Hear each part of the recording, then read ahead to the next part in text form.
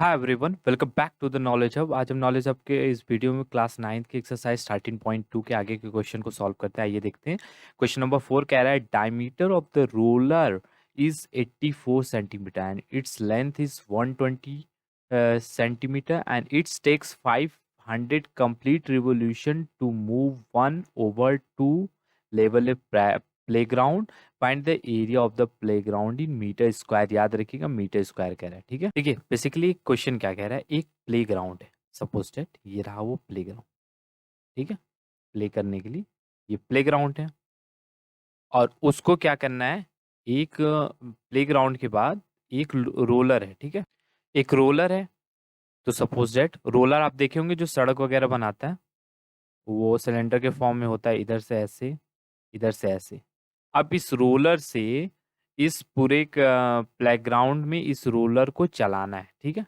इस रोलर को क्या करना है, इस पूरे प्लेग्राउंड में चलाना है। तो ये जो रोलर है बेसिकली 500 कंप्लीट रिवोल्यूशन करता है। 500 कंप्लीट रिवोल्यूशन करता है इस बैकग्राउंड को लेबर करने के लिए।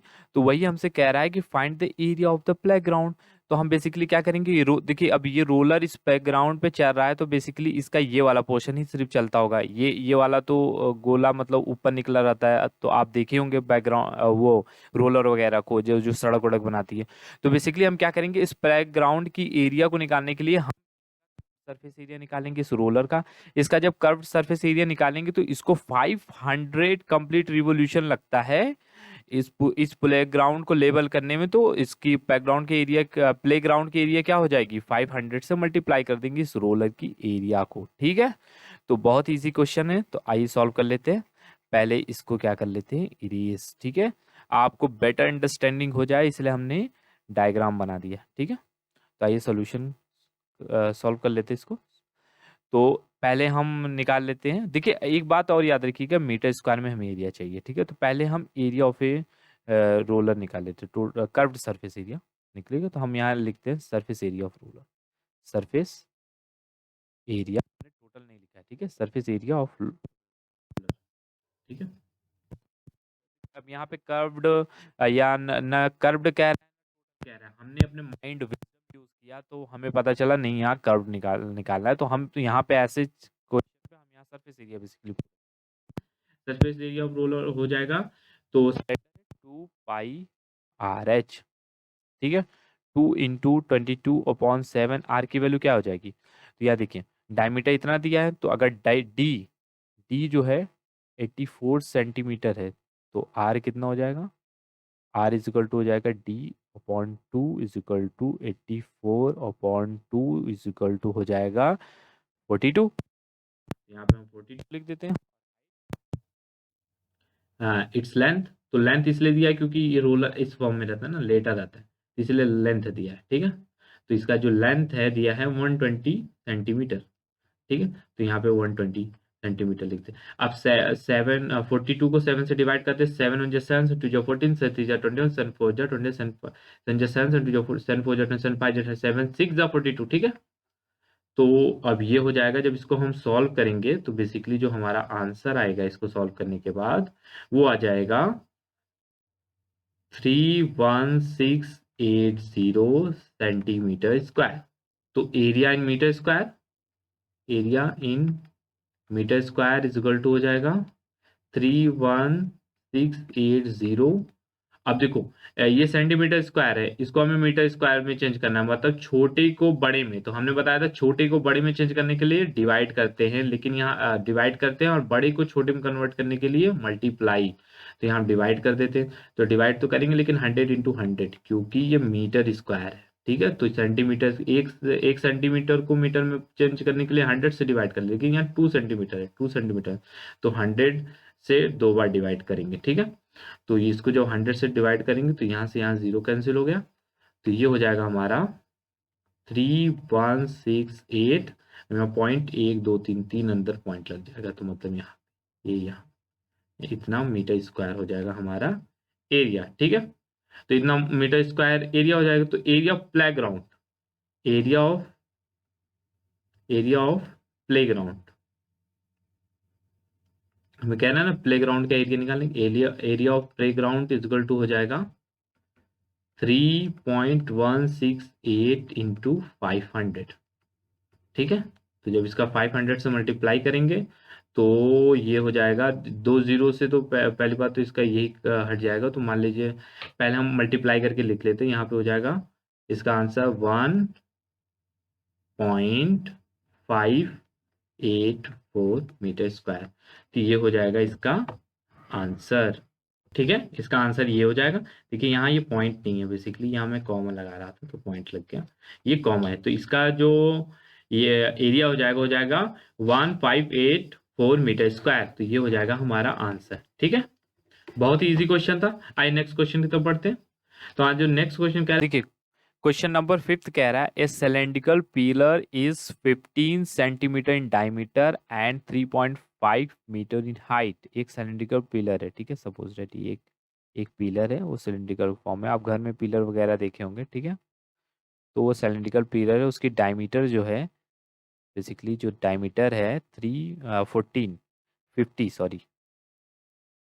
50 सेंटीमीटर में दी, ठीक है, सेंटीमीटर। एंड उसकी जो हाइट है 3.5 मीटर, इसको मीटर में दिया है, ठीक है।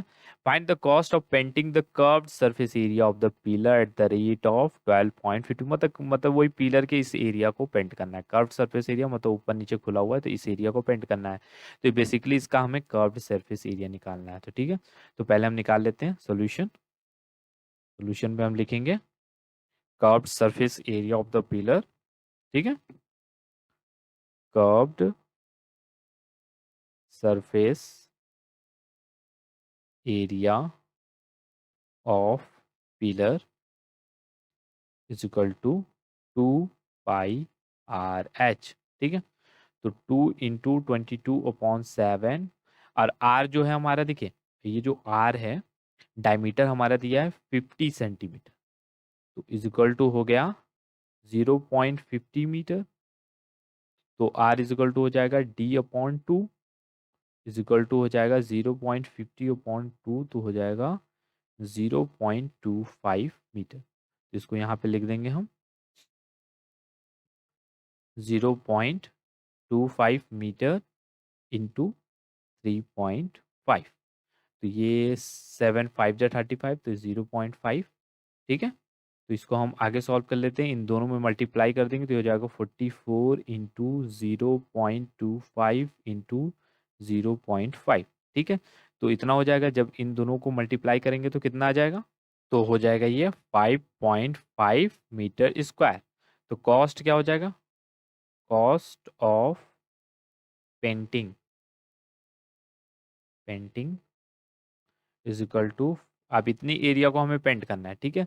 तो एक एरिया 1 मीटर स्क्वायर का कॉस्ट है 12, तो इतने मीटर स्क्वायर का कॉस्ट कितना हो जाएगा, 12.50 से इसको मल्टीप्लाई कर देंगे। तो इसका जब 12.50 से मल्टीप्लाई करेंगे इसको, तो ये हो जाएगा रुपीस, ये ऑफिशियल है इंडियन शाइन, ठीक है, 68.75, ठीक है। इतना रुपए लगेगा, काफ़ी कम रुपए लग रहा है, चलो कोई बात नहीं। ये क्वेश्चन है, तो आगे के क्वेश्चन को सॉल्व करते हैं, आइए। ठीक है, हमारा जो क्वेश्चन नंबर 6 कह रहा है curved surface area of right circular cylinder is 4.4 metre square if the radius of the base of the cylinder is इतना, फाइंड इट साइड। बेसिकली यहाँ कर्व्ड सरफेस एरिया पहले से दिया है, और इसकी रेडियस जो है, radius of the if the radius of the base of the cylinder is 0.7, तो इसका रेडियस दिया है 0.7। तो आइए निकाल लेते हैं। देखिए ये हो जाएगा basically curved surface area, curved surface area of circular cylinder